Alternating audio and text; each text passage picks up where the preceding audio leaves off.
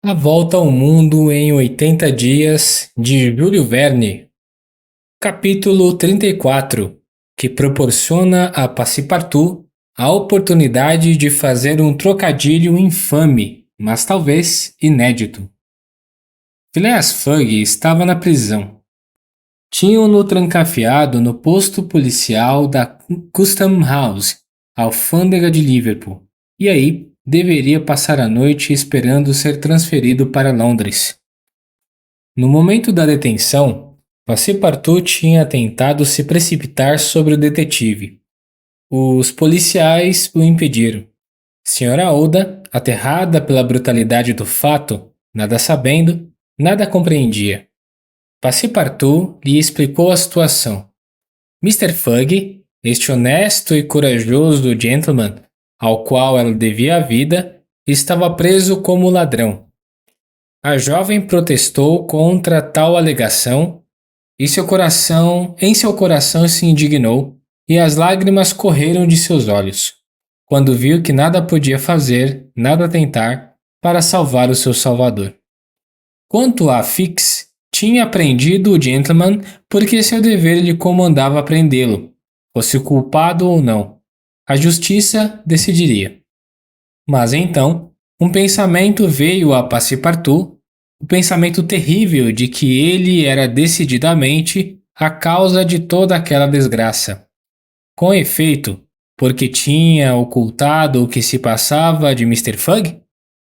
Quando Fix tinha se revelado sua qualidade de inspetor de polícia e a missão de que tinha sido encarregado, por que tinha decidido não avisar o patrão? Este, prevenido, teria sem dúvida dado a Fix provas de sua inocência, teria demonstrado seu erro e, em todo caso, não teria levado às suas custas e nas suas costas este mal agradecido agente, cujo primeiro cuidado tinha sido prendê-lo no momento em que punha o pé no solo do Reino Unido. Ao pensar em suas faltas, em suas imprudências, o pobre rapaz era tomado de irresistíveis remorsos. Chorava, dava pena vê-lo. Queria dar com a cabeça na parede. Senhora Oda e ele tinham ficado, apesar do frio, no peristilo da alfândega. Não queriam nem um nem a outra deixar o lugar. Desejavam rever ainda Sr. Mr. Fogg. Quanto a este gentleman, estava bem e em regra arruinado, e justo no momento em que ia alcançar seu objetivo. Esta detenção o perdia irrevogavelmente, tendo chegado ao meio-dia menos 20 em Liverpool, dia 21 de dezembro. Tinha até as 8 horas e 45 minutos para se apresentar no Reform Club, ou seja, 9 horas e 15 minutos, e não precisaria mais de 6 para chegar a Londres. Neste momento, quem tivesse penetrado no posto policial da alfândega teria encontrado Mr. Fogg, imóvel, sentado num banco de madeira, sem cólera, imperturbável. Resignado, não sabemos, mas este último golpe não o tinha podido emocionar, pelo menos aparentemente. Teria se formado nele uma dessas tempestades secretas, terríveis porque são reprimidas e que não eclodem senão no último momento com uma força irresistível? Não sabemos.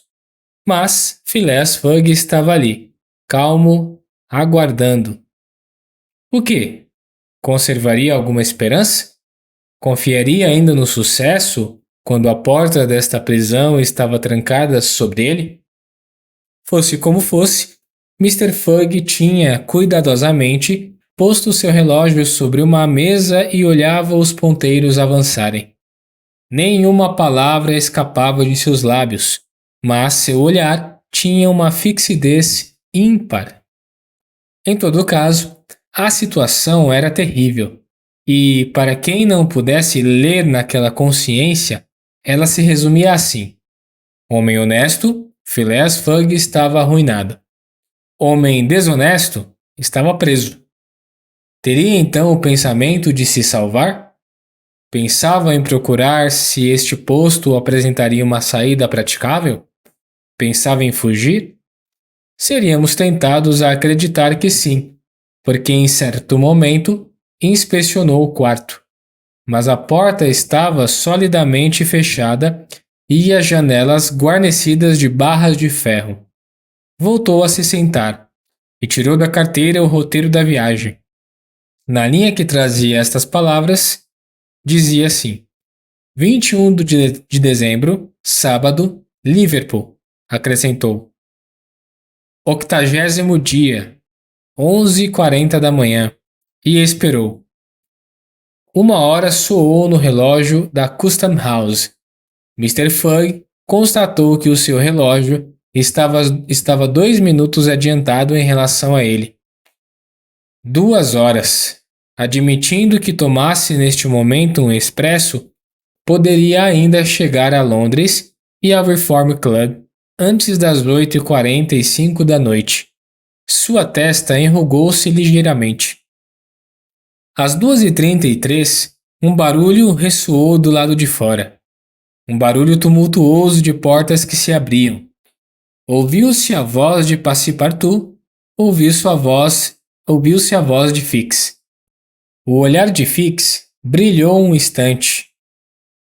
A porta do posto policial se abriu e viu Sra. Aouda, Passepartout, Fix, que se precipitaram para ele. Fix estava sem fôlego, cabelos em desalinho. Não podia falar. Senhor, balbuciou. Senhor, perdão. Uma semelhança deplorável.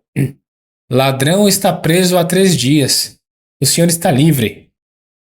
Phileas Fogg estava livre. Foi até o detetive. Olhou diretamente para seu rosto e, fazendo o único movimento rápido que jamais tinha feito em sua vida, recuou seus 2 braços para trás. Depois, com a precisão de um autômato, bateu com seus 2 punhos no infeliz inspetor. Bem dado! Exclamou Passepartout, que, se permitido um infame trocadilho, bem digno de um francês, acrescentou: Caspe-te! Eis o que se pode chamar de um soco inglês bem aplicado. Fix, derrubado, não pronunciou palavra. Levara o que tinha merecido, mas de imediato Mr. Fogg, Sra. Aouda e Passepartout deixaram a alfândega. Lançaram-se em um veículo e, em alguns minutos, chegaram à estação de Liverpool. Phileas Fogg perguntou se havia um expresso prestes a partir para Londres. Eram 2h40. O expresso tinha partido havia 35 minutos. Phileas Fogg solicitou então um trem especial. Havia diversas locomotivas a vapor de grande velocidade, mas, atendendo às exigências do serviço, o trem especial só poderia deixar a estação às 3 horas. Às 3 horas, Phileas Fogg, depois de ter dito algumas palavras ao maquinista sobre uma certa gratificação, corria em direção a Londres, em companhia da jovem e de seu fiel servidor. Era preciso percorrer em 5 horas e meia a distância que separa Liverpool de Londres. Coisa muito fácil quando a via está livre em todo o percurso, mas houve atrasos forçados. E quando o gentleman chegou à estação, 9 horas menos 10 soavam em todos os relógios de Londres. Phileas Fogg, depois de ter dado a volta ao mundo, chegava com um atraso de 5 minutos. Tinha perdido. Capítulo 34, em que Passepartout não pede para seu patrão repetir 2 vezes uma ordem dada. No dia seguinte, os moradores de Savile Row teriam ficado bem surpresos se lhes tivessem dito que Mr. Fogg tinha voltado para casa. Portas e janelas, tudo estava fechado. Nenhuma mudança se tinha produzido exteriormente. Com efeito, após ter deixado a estação, Phileas Fogg tinha mandado Passepartout comprar algumas provisões e tinha voltado para casa. O gentleman tinha recebido com sua impassividade habitual o golpe que o ferira. Arruinado!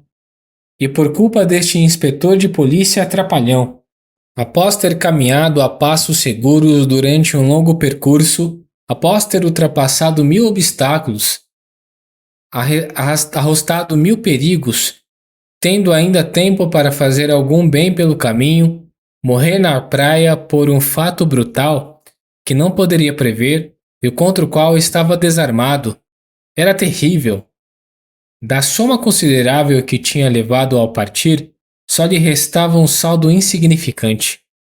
Sua fortuna era só as 20.000 libras depositadas no Baring Mãos, e essas 20.000 libras ele as devia a seus colegas da Reform Club.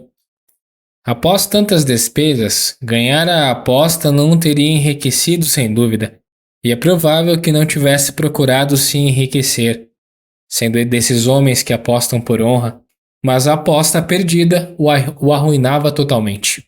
E mais, a decisão do gentleman estava tomada. Sabia o que lhe restava fazer. Um quarto da casa de Saverall tinha sido reservado para a senhora Oda. A jovem estava desesperada. Por certas palavras pronunciadas por Mr. Fugg, compreendera que este meditava algum plano funesto. Sabemos, com efeito, a que deploráveis extremos são levados às vezes esses ingleses monomaníacos sob a pressão de uma ideia fixa. Também, Passepartout, sem parecer, vigiava seu patrão. Mas, assim que chegou, o honesto rapaz tinha subido ao seu quarto e apagado o bico que brilhava há 80 dias. Tinha encontrado na caixa do correio uma conta da companhia de gás e pensou que era mais que tempo de parar com esta despesa pela qual era responsável. A noite passou. Mr. Fugg tinha deitado, mas teria dormido? Quanto à senhora Oda, não pôde ter um só instante de repouso. Passepartout, este, tinha vigiado como um cão à porta de seu patrão. No dia seguinte, Mr. Fugg o chamou e recomendou-lhe em termos muito breves que cuidasse do almoço de senhora Oda. Para ele se contentaria com uma xícara de chá e uma torrada. Senhora Oda que o desculpasse no almoço e no jantar, porque todo o seu tempo estaria consagrado a colocar em ordem os seus negócios. Não desceria. À noite somente, e pedia à senhora Oda permissão para encontrá-la por alguns instantes. Passepartout, tendo recebido o programa do dia, tinha que se conformar com ele. Olhava seu patrão sempre impassível e não podia se decidir a deixar o quarto. Seu coração estava aflito, sua consciência torturada por remorsos, porque se acusava mais que nunca deste irreparável desastre. Sim, se tivesse avisado Mr. Fugg, se lhe tivesse revelado os projetos do agente, Mr. Fugg não teria certamente arrastado o agente até Liverpool, e então Passepartout não pôde se conter. Meu patrão, Sr. Fugg, exclamou, amaldiçoe-me. É por minha culpa que... Não acuso ninguém, respondeu Phileas Fogg num tom mais calmo. Vá em paz. Passepartout deixou o quarto e veio encontrar a jovem, a qual participou as intenções de seu patrão. Madame, acrescentou, por mim nada posso, nada. Não tenho nenhuma influência sobre o espírito de meu patrão. A senhora talvez... Que influência teria? Respondeu a senhora Oda.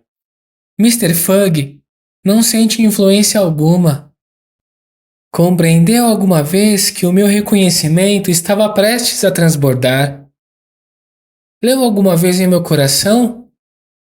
Meu amigo, é preciso não o deixar um só instante. Disse que ele manifestou a intenção de falar comigo esta noite? Sim, madame. Trata-se sem dúvida de salvaguardar sua situação na Inglaterra. Esperemos. respondeu a jovem, que ficou toda pensativa. Assim, durante todo o domingo, a casa de Savirall esteve como se tivesse estado desabitada, e, pela primeira vez desde que morava nessa casa, Phileas Fogg não foi ao seu clube. Quando 11h30 soaram na noite na torre de parlamento. E por que este gentleman teria se apresentado ao Reform Club? Seus colegas já não o esperavam mais, pois que, na véspera à noite, naquela data do sábado dia 21 de dezembro, às 8h45, Phileas Fogg não tendo aparecido no salão do Reform Club, sua aposta estava perdida. Nem era necessário que fosse ao seu banqueiro retirar a soma de 20.000 libras. Seus adversários tinham em mãos um cheque assinado por ele, e bastaria um simples lançamento feito no betting para que as 20.000 libras lhe fossem creditadas. Mr. Fogg não tinha por que sair, e não saiu. Ficou no seu quarto e pôs em ordem seus negócios. Passepartout não cessou de subir e descer a escada da casa de Savirall. As horas não andavam para este pobre rapaz. Escutava a porta do quarto do patrão e, fazendo isso, não julgava cometer a menor indiscrição. Olhava pelo buraco da fechadura e imaginava ter esse direito. Passepartout temia a cada dia, a cada instante, alguma catástrofe. Às vezes, pensava em Fix, mas uma reviravolta se tinha produzido em seu espírito. Não queria mais mal ao agente de polícia. Fix tinha se enganado como todo mundo a respeito de Phileas Fogg, e, seguindo-o, prendendo-o, não tinha feito mais que o seu dever, enquanto que esta ideia o oprimia. Ele se julgava o último dos miseráveis. Quando, por fim, Passepartout se achava infeliz demais para ficar sozinho, batia à porta de Sra. Oda, entrava no quarto, sentava-se a um canto sem dizer palavra e contemplava a jovem sempre pensativa. Pelas 7h30 da noite, Mr. Fogg mandou perguntar à Sra. Oda se o podia receber e, alguns instantes depois, a jovem e ele estavam a sós no quarto. Phileas Fogg pegou uma cadeira e sentou perto da lareira, de frente para a Sra. Oda. Seu rosto não refletia nenhuma emoção. O Fogg do regresso era exatamente o Fogg da partida. Mesma calma, mesma impassibilidade. Permaneceu sem falar por 5 minutos. Depois, erguendo os olhos para a Sra. Oda, disse: Madame, me perdoa por tê-la trazido para a Inglaterra? Eu? Mr. Fogg? Respondeu Sra. Oda, comprimindo os batimentos de seu coração. Por favor, me deixe concluir, retomou Mr. Fogg. Quando tive o pensamento de levá-la para longe daquele país, que se tornara tão perigoso para si, eu era rico, e contava colocar uma parte da minha fortuna à sua disposição. Sua existência teria sido feliz e livre. Agora, infelizmente, estou arruinado. Eu sei, Sr. Fogg, respondeu a jovem. E eu perguntarei do meu lado. Me perdoa por tê-lo seguido e, quem sabe, ter talvez o atrasado, contribuído para sua ruína? Madame, não podia ficar na Índia, e a sua salvação só estaria assegurada se afastasse o suficiente para que aqueles fanáticos não a pudessem recapturar.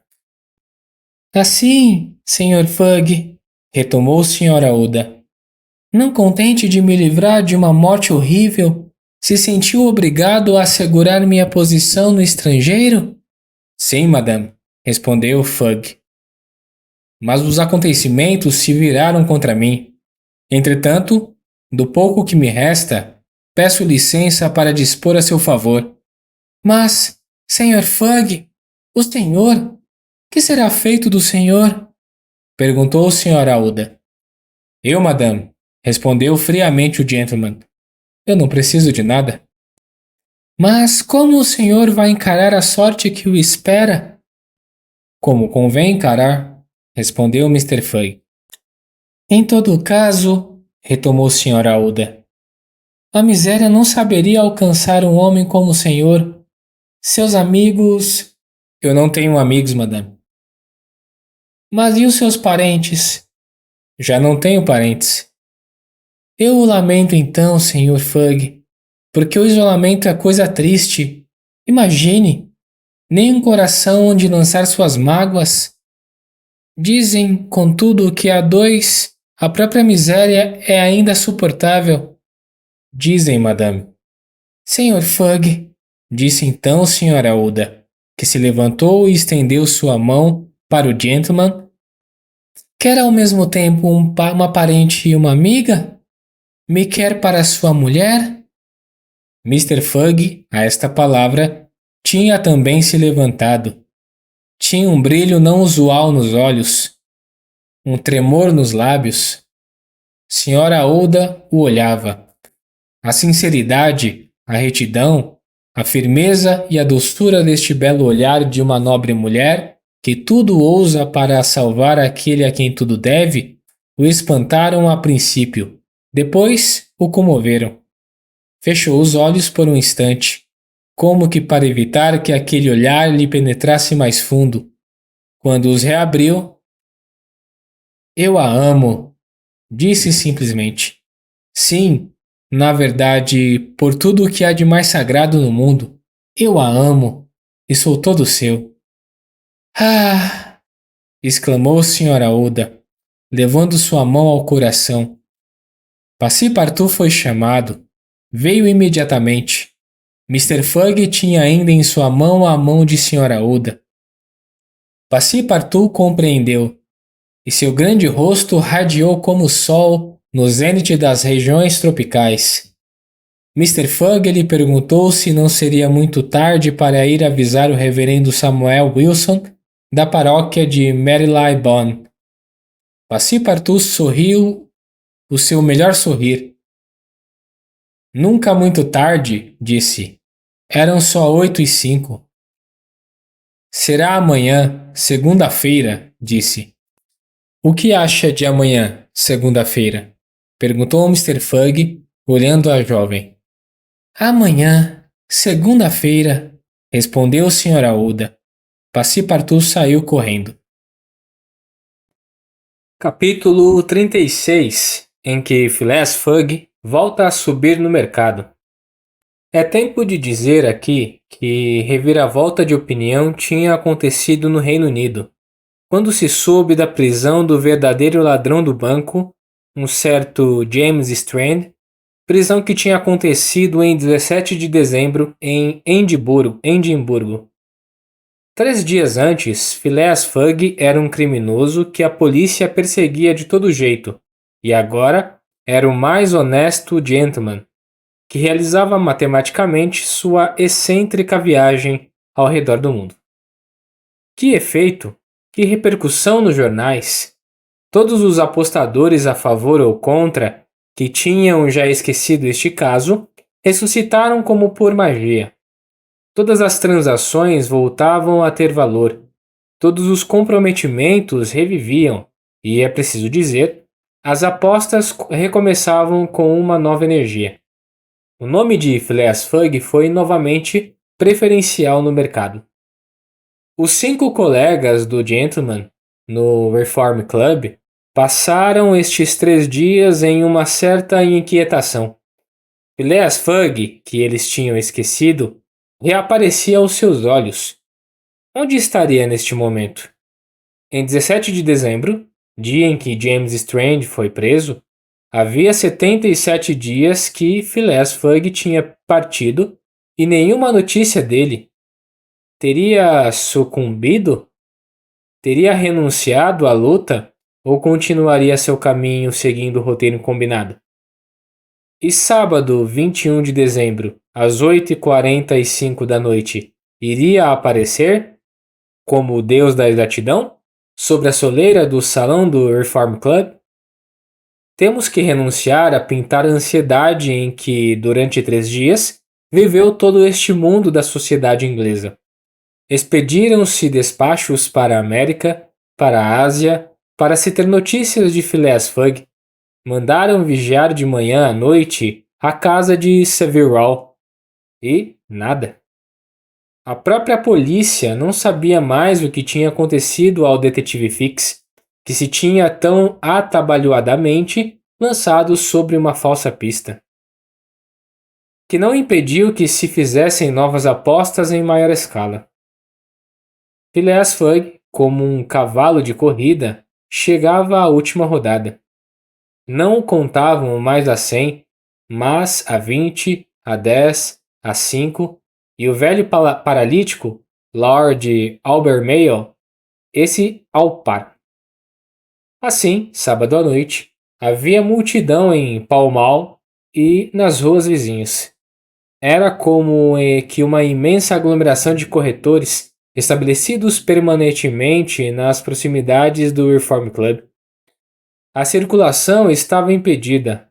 Discutiam, disputavam, apregoavam os Phileas Fogg como títulos dos fundos ingleses. Os policiais tinham muita dificuldade em conter os populares, e à medida em que se aproximava a hora em que Phileas Fogg deveria chegar, a emoção tomava proporções inacreditáveis. Nesta noite, os 5 colegas do gentleman estavam reunidos desde as 9 da manhã no grande salão do Reform Club. Os 2 banqueiros, John Sullivan e Samuel Fallentin, o engenheiro Andrew Stuart, Gaultier Ralph, administrador do Banco da Inglaterra, o cervejeiro Thomas Flanagan, todos esperavam com ansiedade. No momento em que o relógio do grande salão marcou 8h25, Andrew Stuart, levantando-se, disse: Senhores, em 20 minutos o prazo combinado entre Mr. Phileas Fogg e nós terá expirado. A que horas chegou o último trem de Liverpool? Perguntou Thomas Flanagan. Às 7h23, respondeu Gaultier Ralph. E o trem seguinte só chega à 00:10. Ora, senhores, retomou Andrew Stuart. Se Phileas Fogg tivesse chegado pelo trem das 7h23, já estaria aqui. Podemos, pois, considerar a aposta como ganha. Esperemos. Não nos pronunciemos, respondeu Samuel Fallentin. Sabe que o nosso colega é um excêntrico de primeira. Sua exatidão é bem conhecida. Não chega jamais, nem muito tarde, nem muito cedo. E se aparecesse aqui no último minuto, eu não ficaria nada surpreso.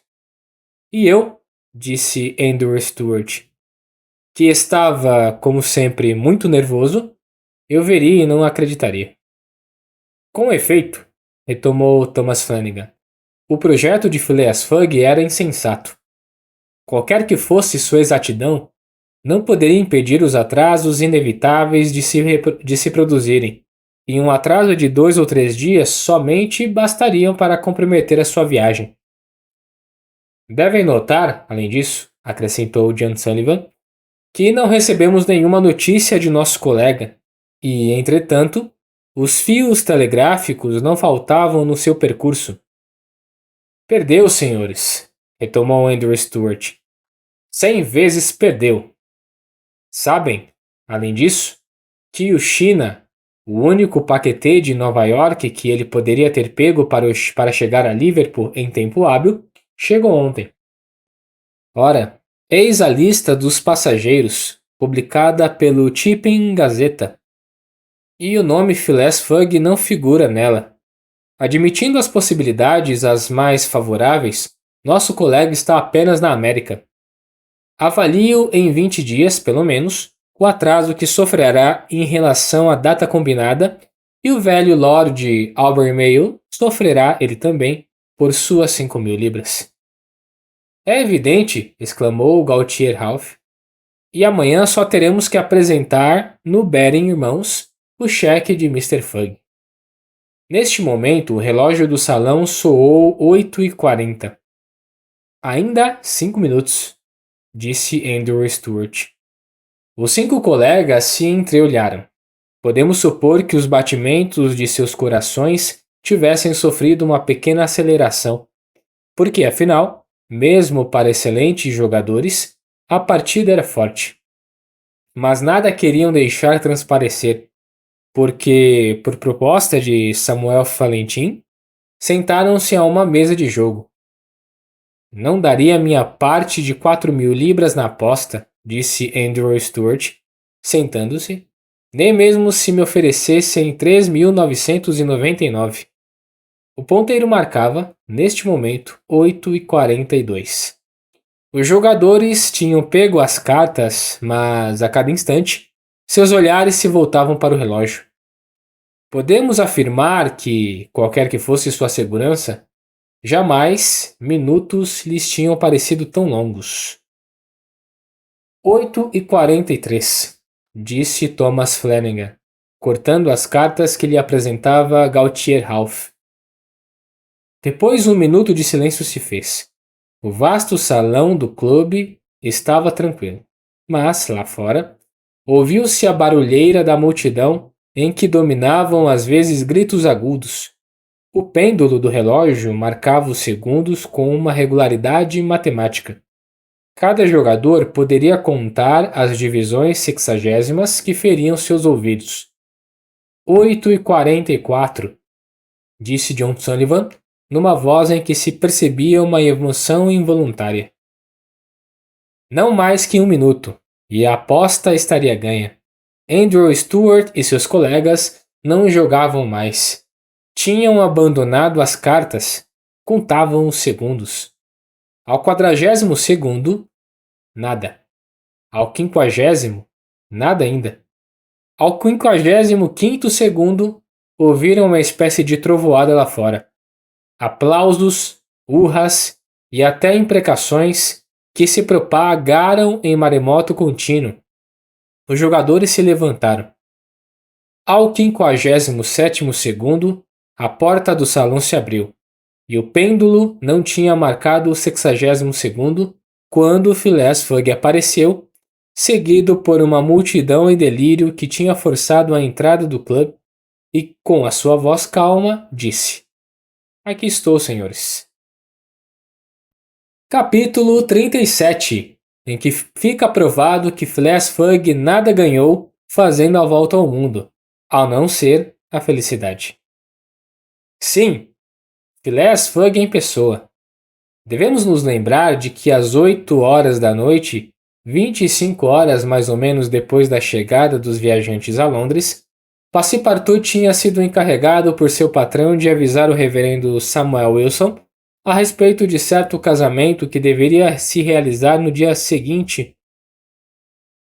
Passepartout tinha então partido encantado. Ele se dirigiu a passos rápidos à residência do reverendo Samuel Wilson e que ainda não tinha voltado. Naturalmente, Passepartout esperou, mas esperou uns 20 bons minutos pelo menos.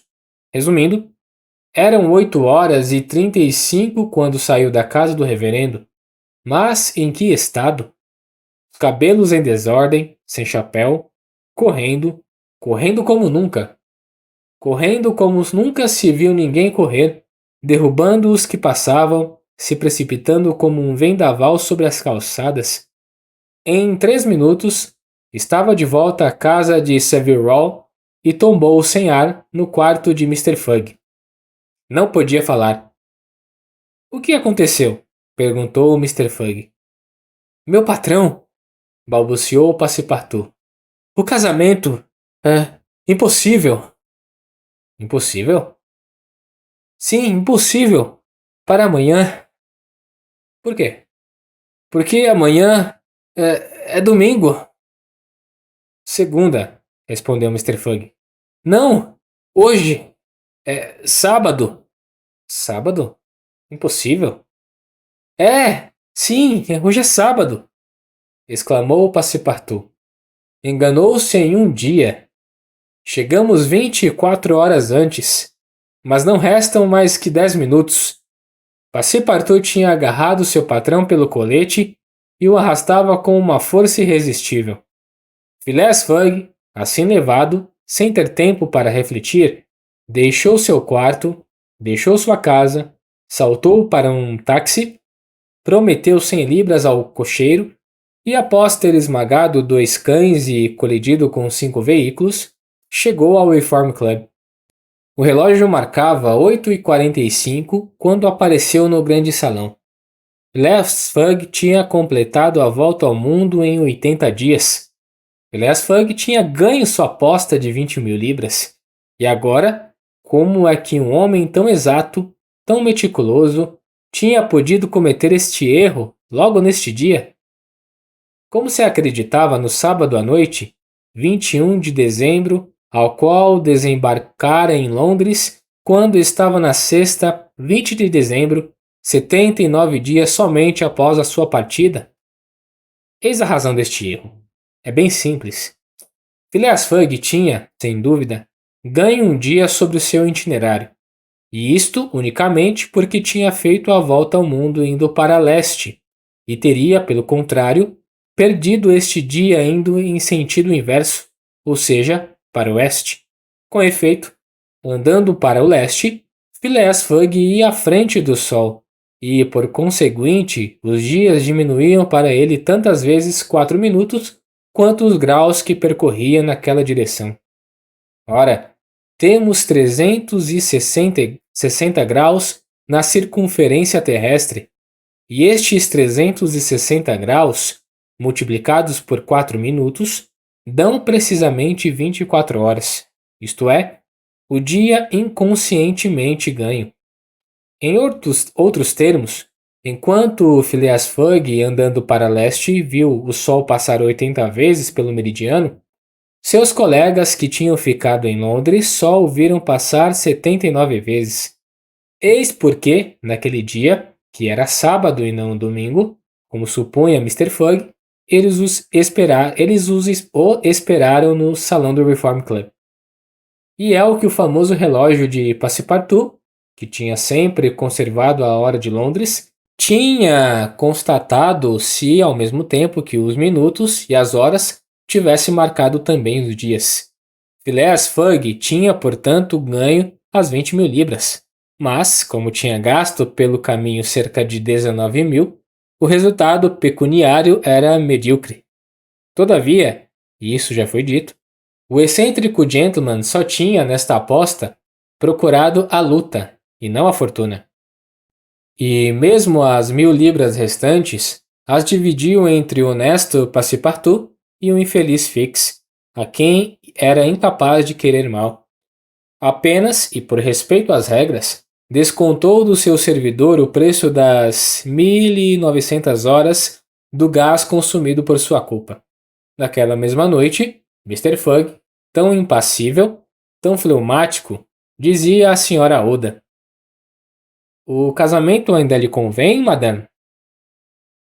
"Mr. Fogg", respondeu Sra. Oda, "é a mim que cabe fazer essa pergunta. Estava arruinado. Agora está rico." "Me desculpe, madame. Esta fortuna lhe pertence. Se não tivesse tido a ideia do casamento, meu criado não teria ido à casa do reverendo Samuel Wilson.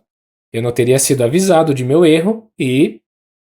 "Querido Sr. Fogg", disse a jovem. "Querida Aouda", respondeu Phileas Fogg. Como é fácil supor, o casamento se realizou 48 horas mais tarde e Passepartout, soberbo, resplandecente, deslumbrante, figurou como padrinho da jovem. Não a tinha salvo? Não lhe deviam aquela hora? Somente no dia seguinte, ao alvorecer, Passepartout bateu com insistência na porta de seu patrão. A porta se abriu e o impassível gentleman apareceu. "O que é que há, Passepartout?" "Isso, senhor. É que acabo de perceber agora há pouco." "E o que percebeu?"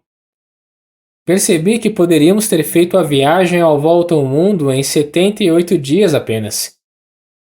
"Sem dúvida", respondeu Mr. Fogg, "não atravessando a Índia. Mas se eu não tivesse atravessado a Índia, não teria salvo Sra. Oda, e ela não seria minha mulher, e..." e Mr. Fug fechou tranquilamente a porta. Assim, pois, Phileas Fogg tinha ganho sua aposta. Tinha feito em 80 dias a viagem ao redor do mundo. Tinha empregado para fazê-la todos os meios de transporte: paquetês, Royal Race, carruagens, iates, navios mercantes, trenós, elefante. O excêntrico gentleman tinha desenvolvido nesta empreitada suas maravilhosas qualidades de sangue frio e de exatidão. Mas, afinal, o que tinha ganho neste deslocamento? O que alcançara com esta viagem? Nada, diriam. Nada vá lá a não ser uma sedutora mulher que, por mais inverossímil que possa parecer, o tornou o homem mais feliz do mundo. Na verdade, não faríamos, por menos que isso, a volta ao mundo? Fim do livro.